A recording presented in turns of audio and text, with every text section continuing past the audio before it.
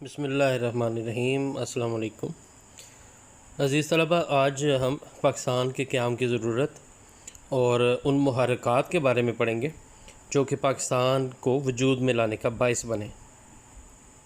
اس میں ہمارا سب سے پہلا جو ٹاپک ہے وہ ہے فرقہ وارانہ فسادات۔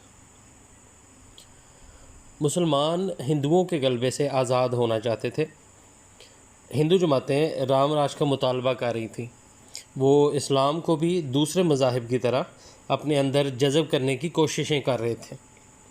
انگریز حکومت کے ہونے کے باوجود ان کے منظم دہشت گرد گروہ مسلمانوں کی جان و مال کے درپے تھے۔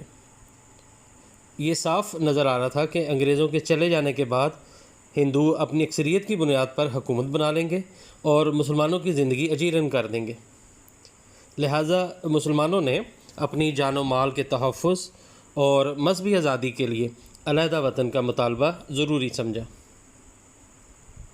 دوسرا ہمارا پوائنٹ ہے معاشرتی حالات۔ ہندو معاشرہ ذات پات اور چھوت چھات کے عقیدوں پر عمل پیرا تھا۔ دوسری اقوام کی طرح مسلمانوں کو بھی وہ نچلی ذات کا فرد سمجھتے تھے۔ ان کا معاشرتی مقام انگریزوں اور ہندوؤں کے سلوک کے باعث بہت کم تر ہو چکا تھا۔ اس صورتحال میں اپنی معاشرتی زندگی کی حفاظت کے لیے مسلمانوں کو علیحدہ وطن کا مطالبہ کرنا پڑا۔ اس کے بعد آ جاتا ہے جی مسلم زبان و ثقافت۔ آپ نے سر سید احمد خان کے حوالے سے ٹاپک میں پڑھا تھا کہ ہندوؤں نے اردو کے خاتمے اور ہندی کو دفتری زبان بنانے کے لیے تحریک چلائی تھی۔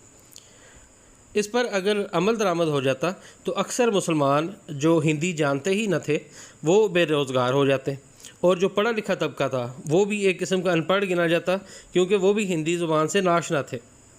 تو یہ بات سمجھ میں آئی کہ مسلمانوں کو اپنی زبان اور ثقافت کے بچاؤ کے لیے بھی علیحدہ وطن کی ضرورت تھی۔ اس کے بعد آ جاتا ہے جی دو قومی نظریہ۔ قائد اعظم نے ایک بار اپنے فرمان میں کہا تھا کہ پاکستان تو تب ہی بن گیا تھا جب بر صغیر میں پہلا ہندو مسلمان ہوا تھا۔ بارہا مسلم رہنما اس بات کا اظہار بھی کرتے رہے کہ بر صغیر میں کم از کم دو بڑی اقوام موجود ہیں۔ ان میں سر سید احمد خان، علامہ اقبال اور قائد اعظم خاص طور پر قابل ذکر ہیں۔ تو مسلمانوں کا دعویٰ تھا کہ زندگی کے کسی بھی پہلو کو لے لیں، مسلمان اپنی الگ شناخت رکھتے ہیں۔ ان کی زبان مختلف ہے، ان کے مذہبی رسومات ہندوؤں سے بہت مختلف ہیں، ان کے ہیروز اور قصے کہانیاں ہندوؤں کے ہیروز اور قصے کہانیوں سے بالکل مختلف ہیں، ان کی سیاست کا نظریہ مختلف ہے، اور یہ سب چیزیں اس بات کی دلیل ہیں کہ مسلمان ایک علیحدہ قوم ہے۔ پھر آ جاتا ہے جی کانگریسی وزارتیں یا کانگریس کی حکومت۔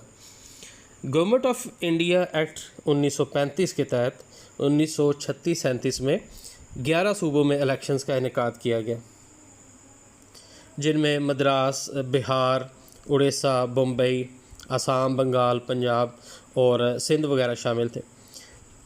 ان الیکشنز میں کانگریس نے 707 سیٹیں جیتیں اور حکومت قائم کر لی۔ مجموعی طور پر 8 صوبوں میں اسے برتری بھی حاصل تھی۔ 27 ماہ تک قائم اس حکومت کی کارکردگی سادہ لفظوں میں بیان کی جائے تو یہ صرف ہندوؤں اور ہندو مت کی ترقی و ترویج کے لیے قائم ہوئی تھی، اور مسلمانوں سے ان کی سابقہ تقریباً 1000 سالہ حکومت کا بدلہ لینے کے لیے بنی تھی۔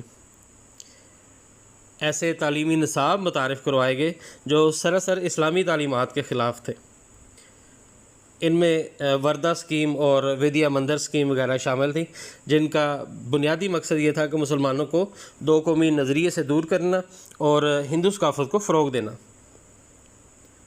معاشی طور پر بھی مسلمانوں کو بدحالی کی طرف دھکیلنے کا عمل جاری رہا۔ اس کا نتیجہ یہ نکلا کہ بڑے پیمانے پر افراتفری اور ہندو مسلم فسادات کا سلسلہ شروع ہو گیا، جس نے مسلمانوں کو علیحدہ وطن کے مطالبے پر مجبور کر دیا۔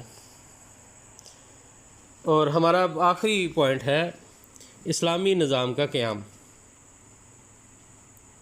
عزیز طلبہ، اسلام صرف مذہب نہیں بلکہ ایک مکمل ضابطہ حیات ہے۔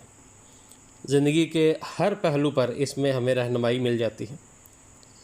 بر صغیر کے مسلمان بھی ایسا ہی ایک علاقہ یا ملک چاہتے تھے جہاں وہ اسلام کے بتائے ہوئے اصولوں کے مطابق زندگی بسر کر سکیں۔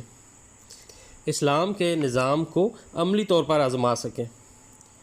قائد اعظم نے اس حوالے سے ایک بار یوں فرمایا تھا کہ ہم نے پاکستان کا مطالبہ محض زمین کا ٹکڑا حاصل کرنے کے لیے نہیں کیا تھا، بلکہ ہم ایک ایسی تجربہ گاہ حاصل کرنا چاہتے تھے جہاں ہم اسلام کے اصولوں کو آزما سکیں۔ تو یہ تھے وہ چند اہم محرکات یا وجوہات جن کی وجہ سے بر صغیر کے مسلمانوں نے علیحدہ وطن کا مطالبہ کیا۔